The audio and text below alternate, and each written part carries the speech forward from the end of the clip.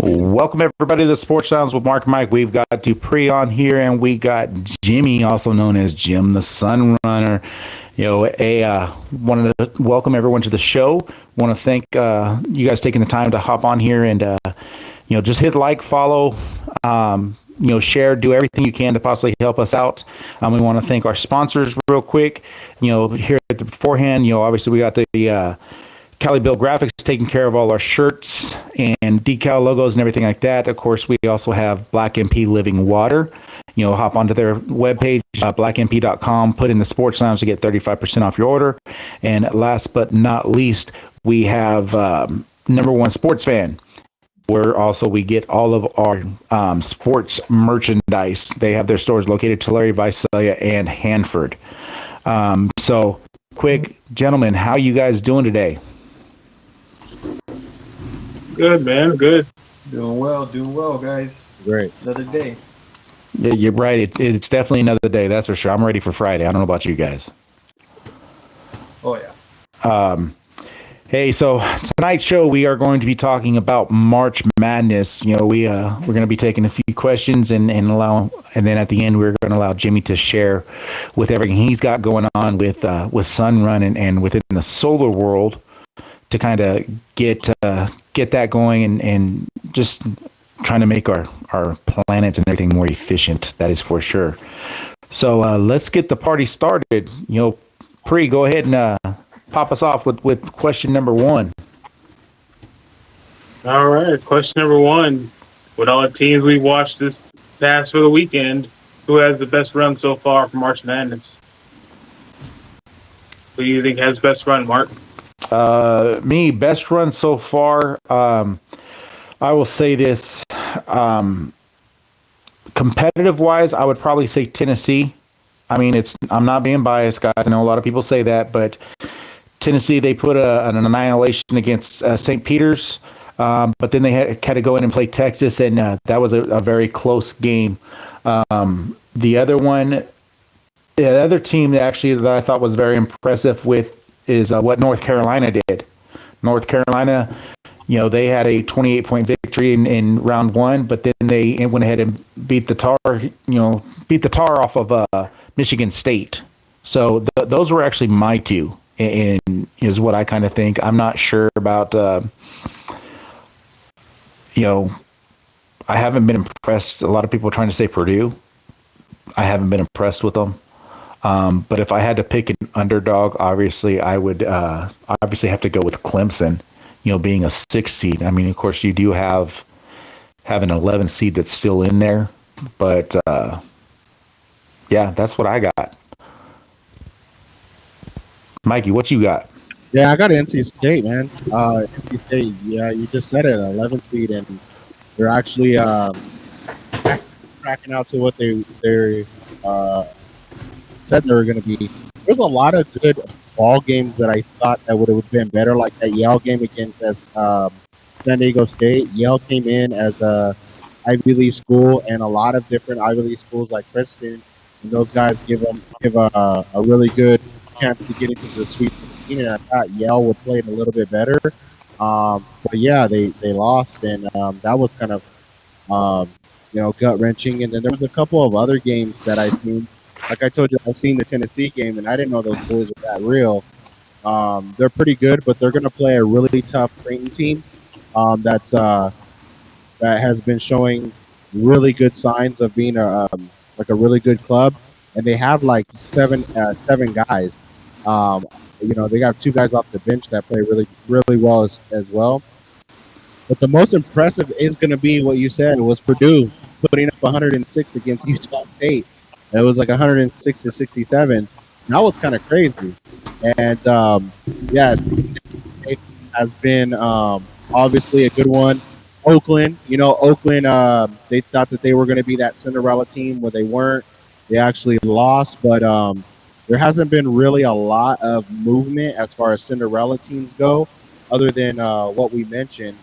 And then just seeing UConn. I mean, UConn is the favorite to win it all, and just watching them how they play, it's going to be interesting down the stretch because There's a lot of teams that I think that UConn can lose to. Nobody in this next round or the round after that. But I think it's going to get really interesting when you get to like the Final Four. I think the Final Four is going to be interesting. But just watch out for Houston as well. Houston #1. I got both of those guys going to the finals. Is UConn and Houston. All right. What about you, Jimmy? Well, what I've got so far, and has nothing to do with seeding, but it's just there really hasn't been like that standout team that's just head and shoulders above the rest. Honestly, UConn has been doing what UConn has done all year. But the other two teams that I've seen, that I've noticed that are just, in a way, just playing really good basketball right now is North Carolina, and I'm going with Illinois. Illinois was hot to end the regular season, and they're keeping that momentum going. So that's actually going to be one of the better matchups to watch out for coming up on Thursday. Thursday. So they got number 2 Iowa State. It's going to be a really good one.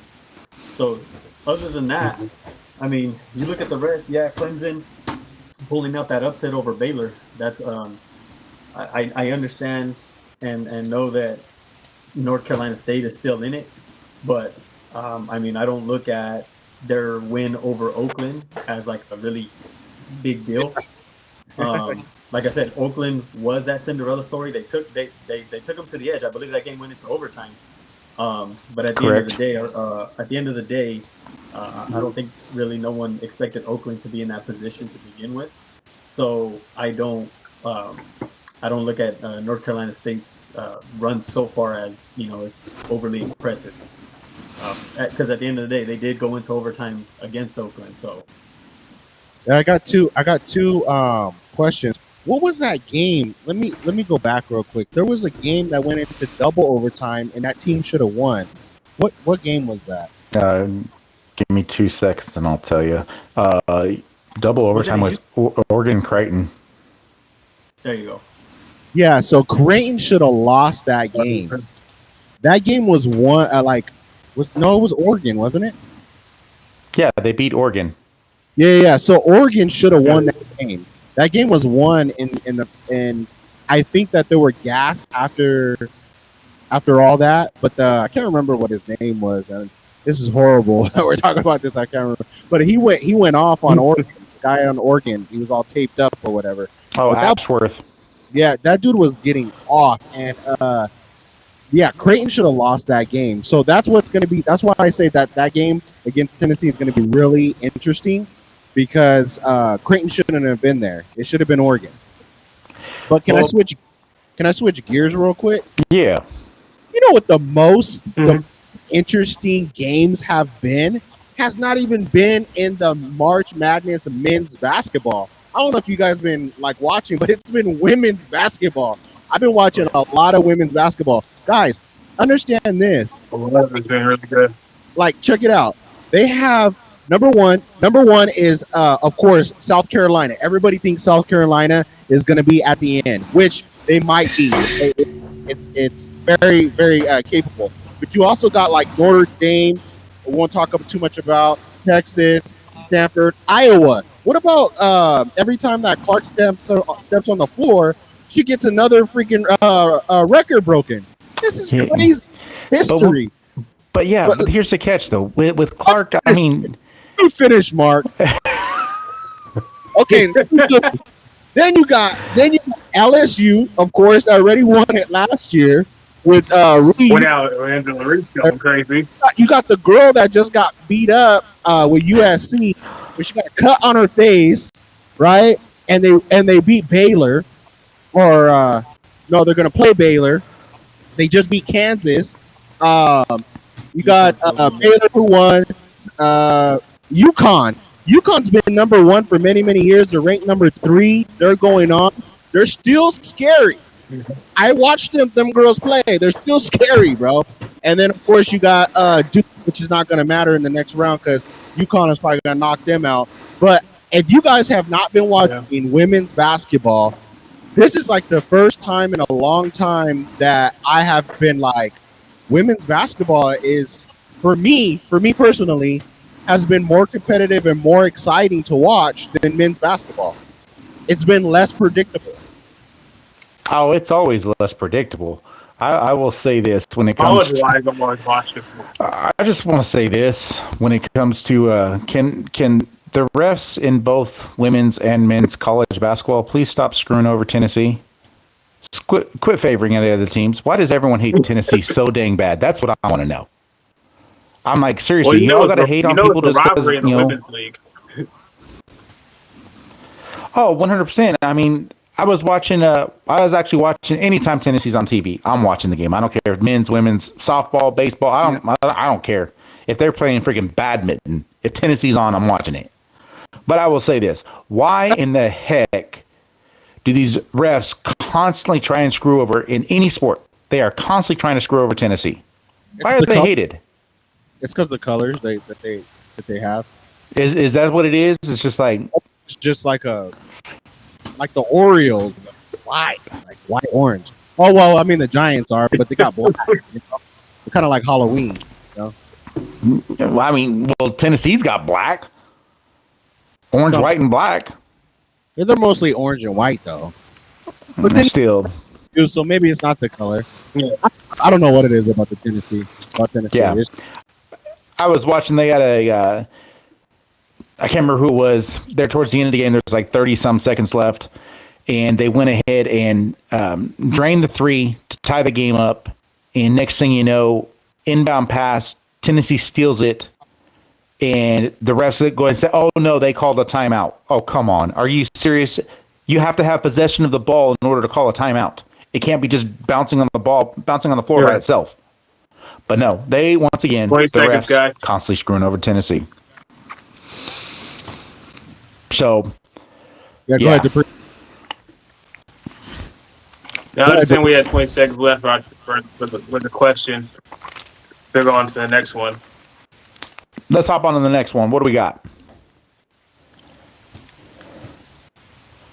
All right, next question. What team do you think will come up with the upset in the Elite Eight? We'll start with Mike this time since Shikari with marker. So I'm gonna stick with them boys, the NC State, man. If I'm looking at it correctly, they play against Marquette. Marquette looked like a really good team, but NC, man, them boys can play. So I'm talking. I mean, if you look at the bracket, I mean, really, UConn's gonna win that game. Maybe. I mean, you're talking about an upset, right? So you're not talking about like a team that is like one versus. Here's the kid. An upset, no matter what, is if you're a lower seed, it's automatically considered an upset. Okay, well, if we're getting that, I'm just gonna go with NC State. I'm gonna make it real simple for you. NC State will do an upset, get an upset, and then they'll lose the next round. I actually got two of them. I got two. The first, I'm taking the Zags. I'm taking Gonzaga over Purdue. It just, I just feel like they're a better. I just feel like they're a more rounded team, and they've been here. You know what I mean? I think this is the first time in the last few years that Purdue has gotten to this point. And then my other upset, not a huge one, but I just, and it pains me to even make this pick because I'm a Tar Heel, and I'm taking Duke over Houston. I think that last showing that Houston put on against Texas A&M, like I said, showed a lot of chinks in the armor, and I think Duke can take advantage of those. I'm liking what Jimmy chose. I actually just I've got Duke over Houston. I don't think Houston is good as everyone is trying to crack them up to be. You know, they might have started the season as the number one overall, but they did not. Houston does not have a tough schedule for them to show, hey, look, we're one of the best. You know, I mean, their season leader in scoring is 15.5 points. That's it, you guys. And that's it's like, look, unless if you're that's not, you know, they played Iowa State, you know, their last five. So one of the things I want to share, They played Iowa State and they lost to Iowa. They scored 41 points against Iowa State. I'm sorry. Yeah. That's pathetic. Yeah, they got blown out in their. Not every game is going to be a conference 100 game. Yeah, but when you lose by 28, you score 41 points. I mean, like I said, 15 and a half points is the top point, is the leading point score. So I think I have Duke over Houston also. And I have the other one that I have is Clemson over Arizona. I don't. Really well. They have been playing really. Clemson has been playing really, really well. Exactly. I mean, and so I think, and to me, Arizona has not been playing very well. So I think it's going to be Clemson going over. So I think Clemson will make it into the Elite Eight. But yeah, it's definitely one of those things where it's kind of interesting. Overall, I've got Tennessee, Clemson. North Carolina is going to get past Bama. I wish they both lose. Can't stand either one of those teams. But I don't. Zags, I think they are a more well-rounded team, but I think Purdue is going to pull off that one. I think it's going to be a close one. It is not going to be you're not going to see a 39-point win or a 28-point win like Purdue has done in the other two games. I think it's going to be it's going to be single digits. NC State, that to me, that was, they have nothing that's been impressive at all. So, in Marquette, to be honest, I think they'll take that one, against that game. But yeah, so as for going into the Elite Eight, I would definitely have to say, I like the Duke pick, and I'm also going with Clemson. That's what I have. So who do you? I want to know, who do you guys? So obviously, that's going to get into the Elite Eight. Who is your guys' final four picks? Go ahead, Mike. Let you take this one. Oh, I gotta pull it up. Hold on. All right, then I'll go ahead and go while Mike pulls that up. All right. You said going into Elite. No, so I want. Who do you have for the final four? Oh, for the final four. Go ahead, Jim. All right. Well, coming out of the East, I'm gonna stick with UConn. I even if they end up facing Illinois or Iowa State, I just think they can take either one. So I'm sticking with UConn. Coming out of the East, coming out of the West, I'm rolling with my team, North Carolina. I think their biggest threat in that bracket still left is Arizona, but I think Clemson will give Arizona problems and potentially may even fall to them. And then in the South, I got Marquette. I got Marquette coming from the South, and naturally my pick would have been, Purdue coming out of the Midwest. But since I have the Zags beating them in the Elite and the Sweet 16, I'm going to take Gonzaga to fill in the Midwest last spot. What do you got, Mikey? I'll start with the Midwest. I got Purdue. For the South, I got Houston. For the West, I'm going to go with Clemson. And then for the East, I got UConn. So you going Clemson all the way? That's a huge upset right there. Because you're trying to think that Clemson is going to get by Arizona, and then possibly North Carolina. Right. That's an impressive one. For me, I got UConn. Out of the East, I actually have North Carolina. Out of the West, Duke is who I got coming out of the South, and y'all already know who I got coming out of the Midwest. There's only one team, and that's Tennessee. I have Tennessee, and I'm gonna be. Tennessee. I'm gonna be honest. I really do think this is Tennessee's year. Going into the national championship, I actually have Tennessee against North Carolina. Oh, you got them. It's their year. I It's thought you their meant- year. They I they thought- ho- Yeah. they holding up the ship. I see. I thought you were Tennessee. saying to the Final Four. It's their year. No, I no, didn't no. I see They've Tennessee. been to No, they, he's they, saying- I'm calling it right now. Tennessee wins He's the saying Natty. last I'm two. calling it. That's Oh wow, damn! Well, that goes into our I'm saying last. ten- If Tennessee wins the national championship, that means Carolina Panthers are going to win the Super Bowl next year. You do realize that Tennessee was ranked number 1 in the nation for quite a few weeks, right? They've been in the top 5 all season. Majority, like if you look at their losses, they lost to the number 1 seed at the time, Kansas, and they lost to Purdue. Hey, don't get me wrong. I like how they're playing, but I'm just saying, this is the March Madness where you only play one game. It don't matter what you did all season. Play Oh, one I game. know.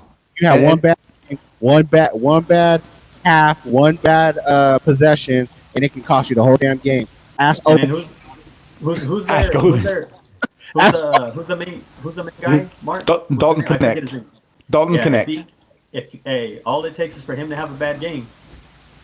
Well, so far that brother has not shown. I He's know. he's I he's know. making us believe in white folk playing basketball again. He's lining it up. I know. Trust me, he's lining it up. You know, It's- I'm just Purdue though. It's just I see what you're saying, and I believe in. I mean, Purdue is playing well. yeah, no. Yeah. I mean, I don't know. if you look at Tennessee's losses, they had what did they have overall? They had 8 losses on the season. 6 of them came against people that were ranked 15th or better, and 2 of those was to the number 1 and the number 2 team in the nation at that time. So, and they were actually all close games, and that was at the very beginning of the season. I'll say this: if they win, if they beat whoever in the Elite Eight, there's a huge chance that you'll see them in the national championship. Mhm. Yeah. But they got to get through Creighton and they got to get through Purdue, who have been in every March Madness bracket to almost to the end every year. They have a lot of experience. Yeah. So, what do we got next? Pre. Last and final one, since we already were saying it though. Who you got for the Sweet 16 and for the Natty to win for the Final Four? I think we just said it, didn't we? Yeah. So, who do you guys got winning the Natty? North Carolina. North UConn. Carolina. UConn. Again? Pre. I'm going to ask you, who you got for the Natty? He's gonna say the Chargers. Don't ask him. I'm not going to say the Chargers. Just because I haven't been watching doesn't mean I don't know the teams. But I got to go UConn. That's what I say. My aunt actually played for them back in the day, too. I'll respect that. So, on that, we have last but not least, I appreciate you guys answering, but we want to give Jimmy an opportunity to share his spiel and let us know, what do you got going on, Jimmy, with Sunrun and the work in the solar industry? It's Sunrun, correct? Well, we can't. I mean, in solar. So In solar. yeah. Let me ask. I'll ask. So, Jimmy, you're obviously in the solar game, right? You're offering individuals clean energy. What are the 3? I know a lot of people are skeptical for what's going on in that world. So, if you can give them like 3 quick benefits of going solar, what would they be? So one of the main things is, with PG&E and Edison, as of right now, we're all at the mercy of them. If we don't pay them, where are we going to get our electricity from? And the reason I say we're at the mercy of them is because they're on a relentless habit of increasing the rates throughout the year and every year. Basically, whenever they need something that they got to pay for, whether it's the grid, getting electricity from other states, we're the ones who end up coughing up that money to pay for those things. One of the other things is we do what is called a PPA, a power purchase agreement. It's definitely a way for homeowners to be able to obtain solar without having to be victim to a loan or a lease, having to cough up that extra money, take out extra money. Most of us right now, the way the economy is, I mean, the last thing we need is an extra bill. So it definitely allows us to give people a system without having to be locked into a loan or lease. And the third benefit, and probably a big one right now, especially if you're here in the Valley, is batteries, man. First of all, we use top of the line, so we use the Tesla Powerwalls, and what they provide is full home backup. So when you have these letters coming out from Edison or PG&E for homeowners to prepare for these rolling blackouts, well, you don't have to be victim to that. You have the batteries; they provide full home backup. So while everyone else is losing power, as long as you have these Tesla Powerwalls, your home can maintain power. And then anything your panels generate gets stored into these batteries. So when you're coming home from the end of the day, your kids are getting out of school, everyone's using power in the home, you're not pulling from the grid, you're pulling from the batteries. And that's essentially you living off the grid, not having to be, subject to Edison or PG&E and their increased rates.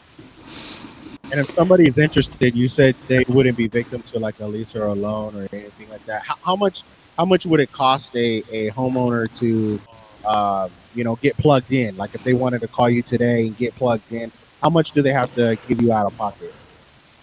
Nothing. No out of pocket cost ever. Nothing at the beginning, nothing down the line. It's all about educating. All right. It's all about educating. You guys can contact me at Jim the Sunrunner.